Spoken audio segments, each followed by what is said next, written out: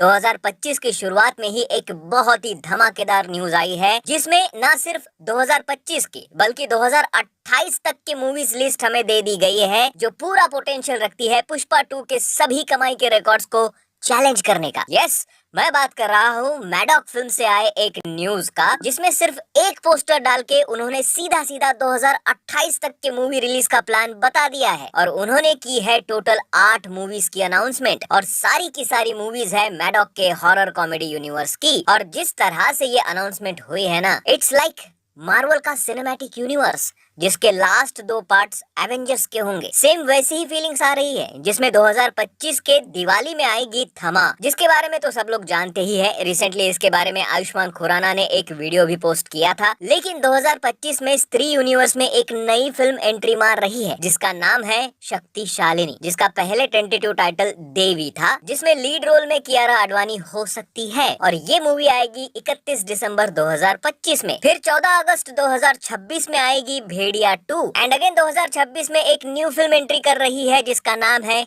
चामुंडा, और शायद इसके लीड रोल में होगी आलिया भट्ट। और ये मूवी आएगी 4 दिसंबर 2026 को। अब 2027 में आएगी 2 और बड़ी मूवीज, स्त्री का पार्ट 3 13 अगस्त 2027 को, और महामुंजा 24 दिसंबर 2027 को। और अब 2028 में होगा महायुद्ध, वो भी 2 पार्ट्स में, जिसमें स्त्री यूनिवर्स के सभी सुपर हीरोज आएंगे एक साथ करने एक जंग स्त्री यूनिवर्स के थैनोस से। लग रहा है ना कि मैं किसी मार्वल सिनेमैटिक यूनिवर्स फिल्म की बात कर रहा हूँ। कुछ अंदाजा लगा पा रहे हो कौन होगा वो थैनोस?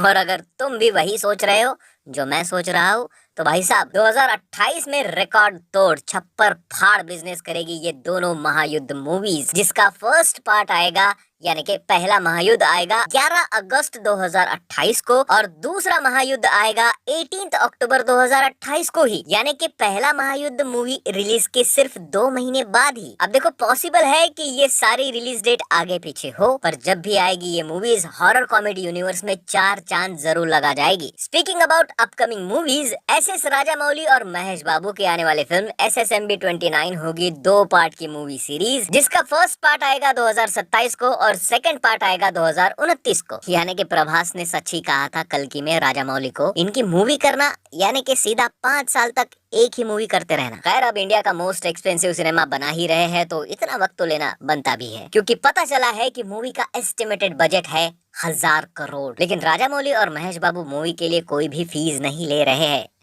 कोई भी अपफ्रंट फीस नहीं ले रहे, बल्कि ये एक प्रॉफिट शेयरिंग डील होगी, जिसमें राजामौली और महेश बाबू मूवी के प्रॉफिट से 40% रखेंगे। अब सोचो, जब ये लोग फीस नहीं ले रहे हैं, फिर भी अगर मूवी का बजट 1000 करोड़ चला गया है, तो किस ग्रैंड लेवल पर बन रही होगी ये मूवी। और साथ में मूवी के मेकर सोनी या डिज्नी जैसे किसी बड़े स्टूडियो के साथ पार्टनरशिप भी कर सकते हैं, ताकि मूवी को और ग्लोबल लेवल पर प्रेजेंट किया जा सके। वैसे ग्रैंड एंड ग्लोबल से याद आया, जिसका मुझे और पूरे यूनिवर्स को पिछले 3 साल से इंतजार था, वो लम्हा फाइनली आ रहा है। लोगों को डिप्रेशन से बाहर निकालने, अपनी गर्लफ्रेंड से पीछा छुड़वाने, मीम की दुनिया को नया फ्रेश स्टॉक देने, बॉलीवुड, हॉलीवुड, टॉलीवुड सबको उनके घुटनों पर लाने, कॉप यूनिवर्स, स्त्री यूनिवर्स और सभी अंड संड यूनिवर्स का बादशाह आ रहा है, बॉलीवुड का मसीहा। एक्सपोज यूनिवर्स से द लॉर्ड वन